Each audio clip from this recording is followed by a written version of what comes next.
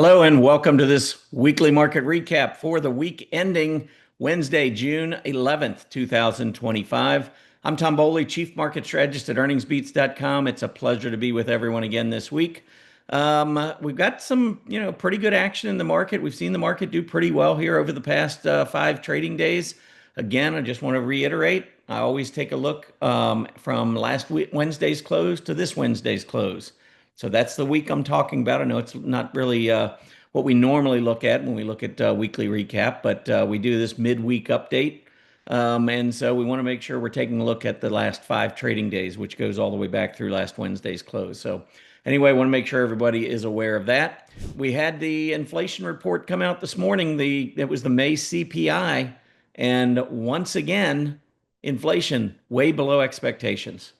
You just keep reading all these stories about, well, wait till next month, wait till next month, wait till next month. The tariffs are going to, be in next month. They're going to be in next month. Well, it's now May. I think the tariffs took effect quite a while ago. So we're still seeing no impact in terms of inflation from the tariffs.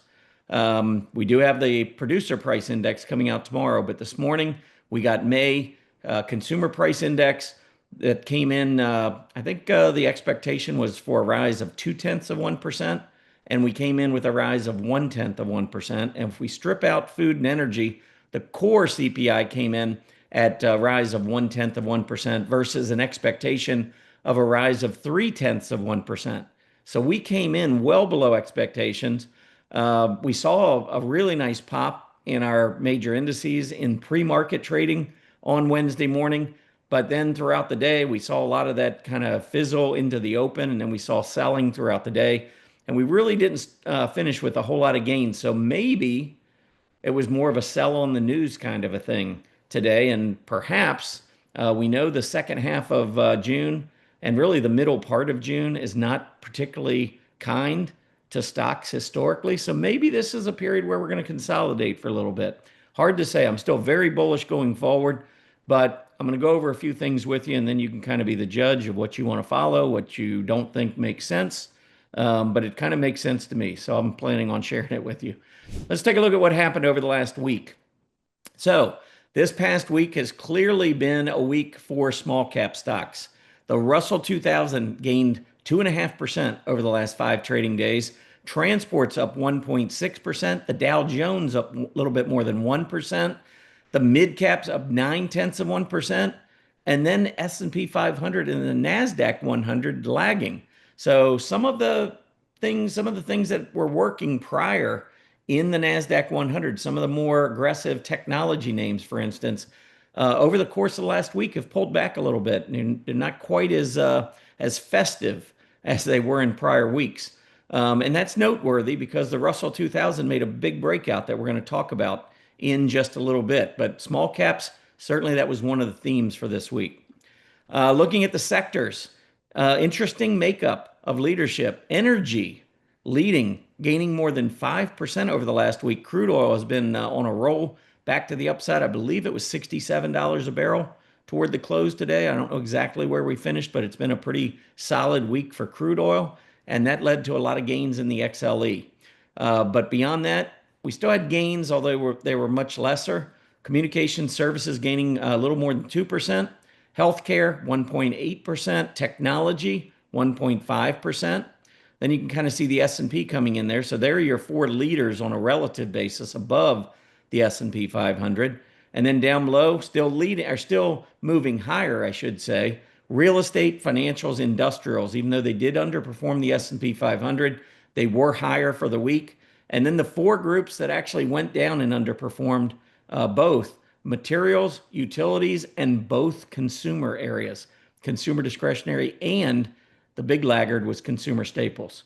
So kind of a mix on the leaderboard, not really a whole lot to take away from that. I mean, a lot of the strength that we saw certainly happened in the energy space.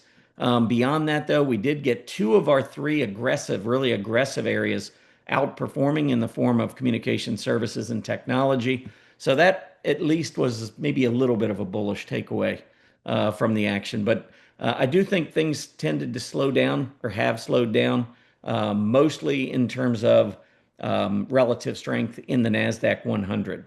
All right, moving on to the S&P 500. So we continue to push higher. We continue to trend above the S&P 5, or excuse me, we're trending higher on the S&P 500 above that rising 20-day moving average.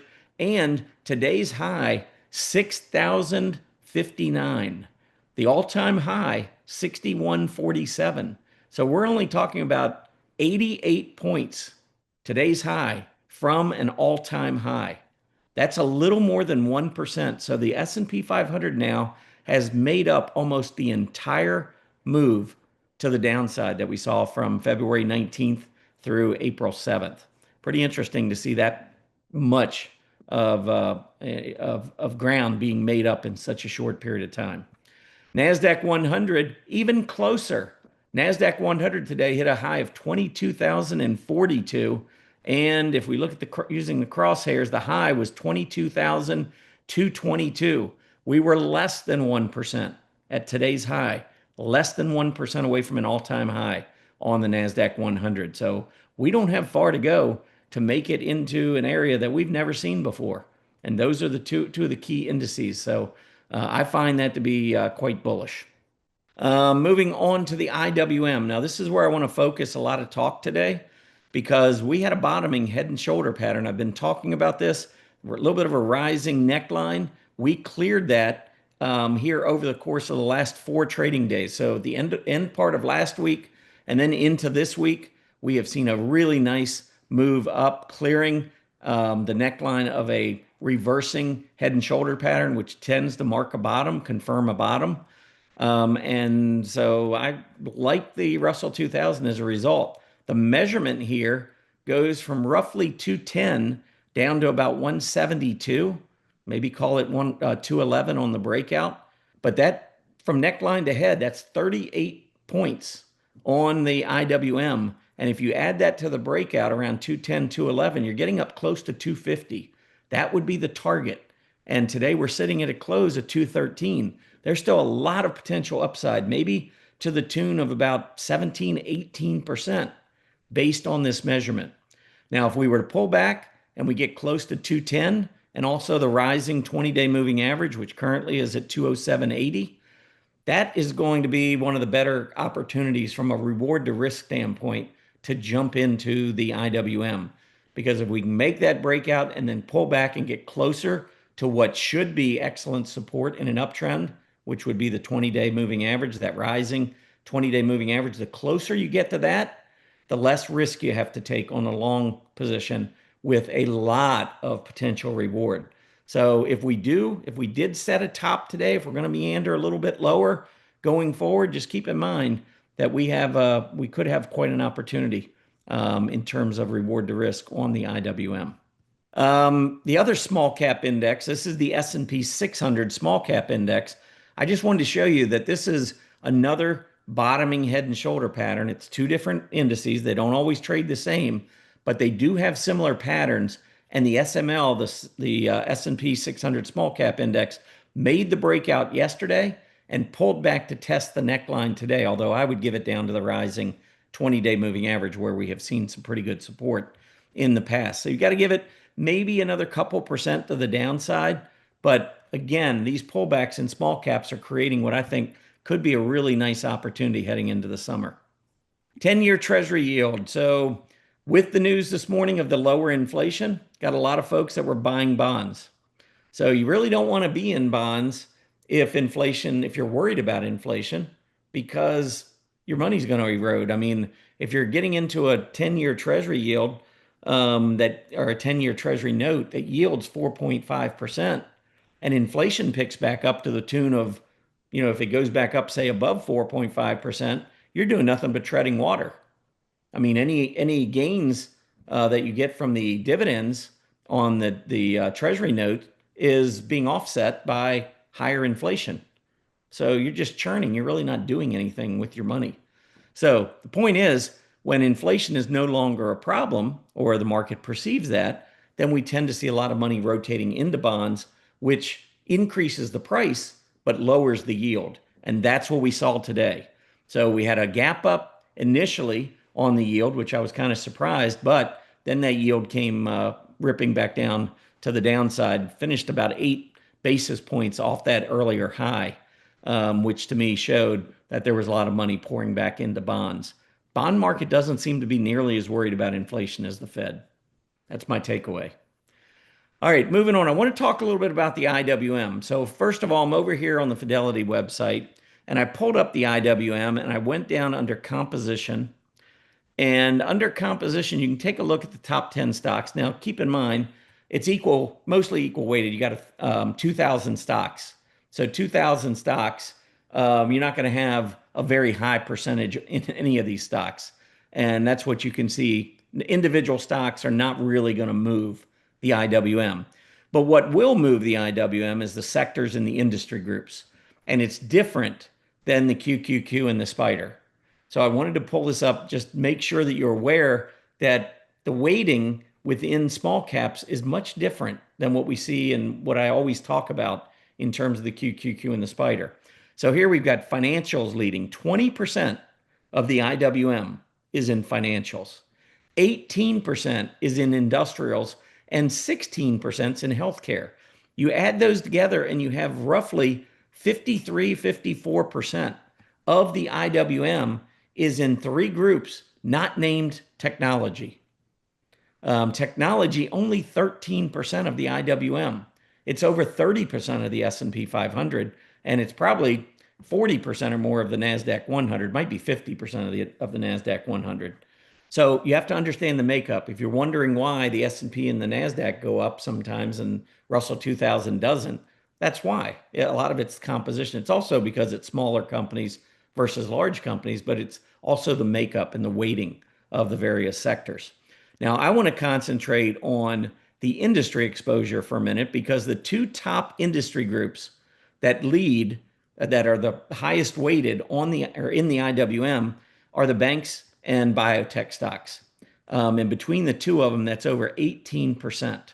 So let's take a look at those 2 industry groups and see what's happening to see if it gives us any clues about what we might expect from the small cap index. So I'm going to start with the bank index. So here's the bank index, and you can see, first of all, that we've kind of got this high around 685 that we're trying to negotiate, try to get through, but we are trending higher and we are trending above the rising 20-day moving average. So right now, our range is narrowing. I think 685, getting through that area would be a breakout to the upside. And in the meantime, the rising 20-day moving average is bringing support up from underneath, currently close to that 670 level, just beneath at 668. So we've got a pretty narrow trading range right now on the bank index. And what we want to see from an IWM perspective, small cap perspective, is we want to see that breakout. Now, the other thing we could look at is the KRE, which is a regional banking ETF, which is going to be a little bit, it's not as many as the big large cap banks and a little bit more weighting towards small and mid-size banks. And this one too is similar. We didn't quite get up to that earlier May high, but we're close. A break above 60 would be really bullish for the KRE, and I think would really be bullish for the IWM. So let's watch for that. That would certainly help. Like I said, IWM had a really good week last week. Russell 2000 led the action, but we still have some hurdles to get through if we're going to continue to push to the upside. So the KRE, let's see if we can get through 60. In the meantime, back down to the 20-day moving average would be at 57.36. That's about 1.5% below where we closed on Wednesday. So KRE is an ETF to keep an eye on. What about the biotechs? Now, biotechs are starting to show strength. And this is one of the reasons why we're beginning to see a little bit more movement to the upside in the small cap area. That's the good news. The bad news is biotechs have some work to do. You can see the double bottom from back in November and December at about the 2650 level. This is the Dow Jones US Biotech Index. And then on the way back up, after falling apart on heavy volume when the market bottomed back in early April, we rebounded. But you can see we've had a couple of tests up at about 2600. We haven't been able to get through. So there's no doubt when you look at this chart, 2600 to 2650 is a massive resistance zone. If biotechs can continue to push forward and we can get that breakout above 2650, this would also go a long way toward helping the IWM move toward that target that I talked about earlier of close to 250. It's going to need its leaders, the highest weighting areas of the market, if it's going to make that kind of a leap. So watch biotech, watch banking. If those two areas continue to push higher and start to take out key levels of resistance, that is certainly going to aid the IWM's effort to reach an all-time high up near that 250 level. One more thing I want to talk about. I've been doing some research. I always like to research new things. I'm always trying to find an edge with the market. And what I did here is I put up small cap growth versus small cap value. So the dollar DJUSGS versus the dollar sign DJUSVS. So that's the Dow Jones US Small Cap Growth Index divided by the Dow Jones US Small Cap Value Index. And you can see since, this is I think it's a 6-month hourly chart, but you can see here since the end of March, even before we bottomed at the beginning of April, we started to see the growth come off the bottom and start to lead value. And since late March, here is basically the channel and the support levels that I would be watching.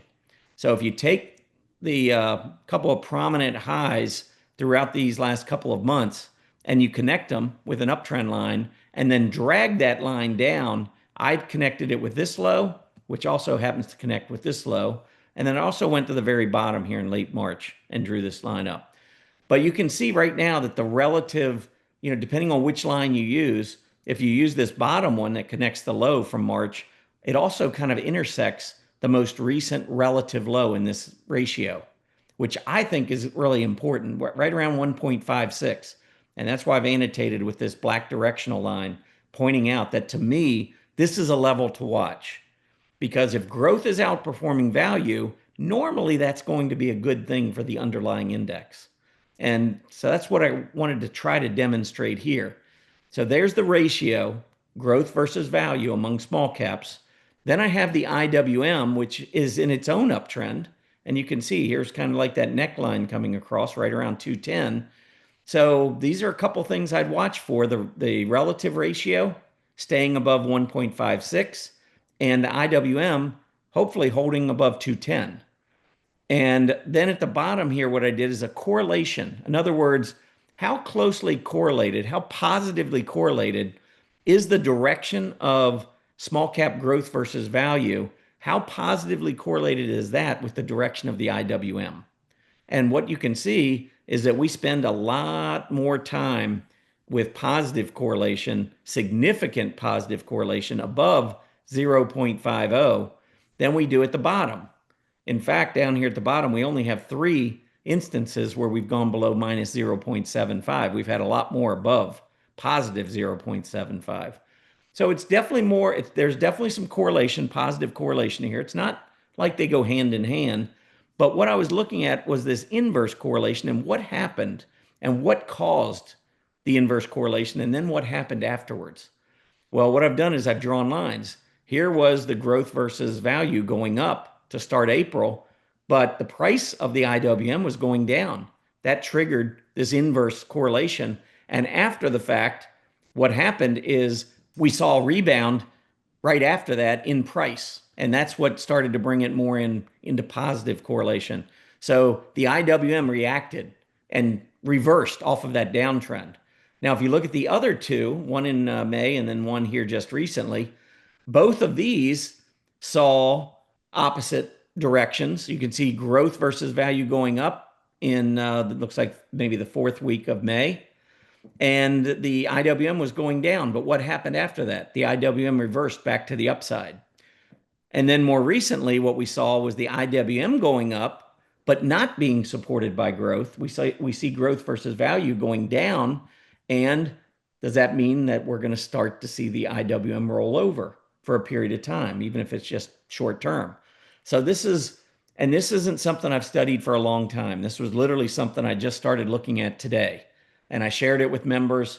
And I said, basically, you can decide for yourself how much stock, no pun intended, that you want to put on this kind of a ratio. It kind of makes sense to me, common sense. But again, I haven't done a lot of back testing. So anyway, this is just one thing I wanted to point out, the fact that we had just seen the most inverse correlation that we had seen at any point in 2025 between small cap growth and value and the actual direction of the small cap IWM. And so short term, maybe that means we need to pull back here a little bit. Maybe we'll get that 210 test.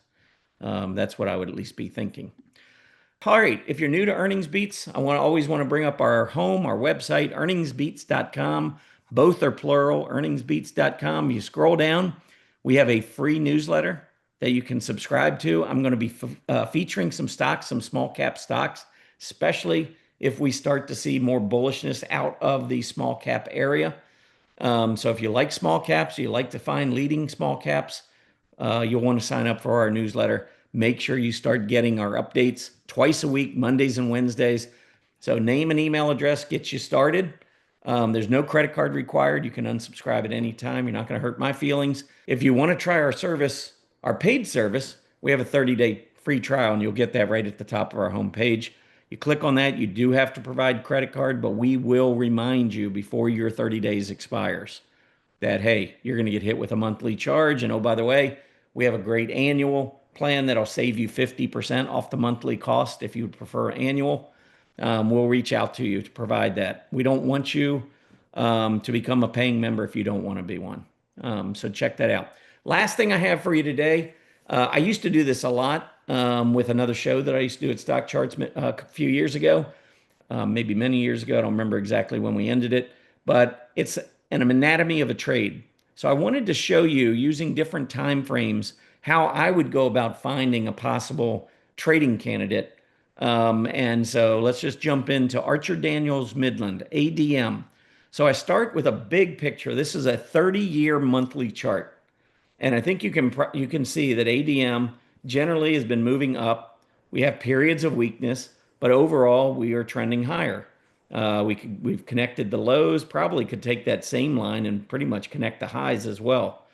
So it's kind of been in this channel, but notice this triple or quadruple top breakout that we had around 40.41. We broke out of that at the end of 2020, and we went all the way up to 92.50. And since then, we've pulled back, and we have now tested the breakout level. Also testing this trend line. So from a long-term perspective, this is an area that I would be very interested in ADM. So from there, let's go to the weekly chart. So now we have a 5-year weekly chart. So we're kind of zeroing in a little bit more on the more recent trading history. Now, when I connect all of these highs, I have a downtrend line, and I haven't broken it yet. So if I can get through that, that would start to also conform to what I'm seeing on the monthly chart, where I'm expecting it to bounce off of price support and trend line support. If we do that, we're going to eventually break this weekly downtrend, which would be a bullish development. We also would be looking at possibly the weekly PPO turning back up and moving above that zero line, which would be bullish as well. And then finally, down here at the bottom, you can see the relative breakout. If you connect this is ADM relative to its peer group, which is food products. And you can see the tops here all being connected. We just broke out above that. So we got a relative breakout. We're starting to see maybe a little bit of more bullishness on this weekly chart in terms of relative strength. Now all we need is that price confirmation, which again would line up well with the monthly chart. How about the daily chart? Anything on the daily chart look bullish? Well, I'm looking at this and I see a possible bottoming head and shoulder pattern, reverse head and shoulder. So on a downtrend, you have a left shoulder, neckline, head, right side of the neckline, and right shoulder. Normally what you see in a downtrend is you don't get these necklines because you don't go back and test the prior high. Usually you just get lower lows and lower highs and you just keep drifting down. So when you see this type of pattern print, we haven't confirmed, but it's printed like, hey, this could be a bottom. And if we get a move through about 50.5, that would confirm a bottom on the daily chart. And if we get a move through 50.5, that would also be breaking this downtrend line. And if we get a move through 50.5, it would be supporting the fact that we're turning back up off of both trend line support and price support. So anyway, I think ADM looks really interesting. It also pays almost or right around a 4.25% dividend. So those are a few things maybe to think about. It's a great income performer, and it's also reached a point where maybe you can see some pretty good capital appreciation in addition to that income that it produces. Anyhow, that is essentially it for me. Like I said earlier, we do have the PPI coming out tomorrow morning. We do have some minor issues that to me suggest maybe we're going to have this period of consolidation. Maybe we see a little bit of selling. That would line up almost perfectly with what we see historically during, the middle part of June toward the end of June. So anyway, that's kind of where I'm seeing the market right now. I'm still extremely bullish the market. I think we're going through and going to set some new all-time highs across all of our major indices, but we still have some overhead resistance to deal with and perhaps a little bit of seasonal distress as well until we can get through these probably next couple of weeks. Anyhow, that's what I've got for today. I really appreciate everybody tuning in, and I will see you next Wednesday to do it all again and give you the latest update. Have a great week, everyone. Happy trading.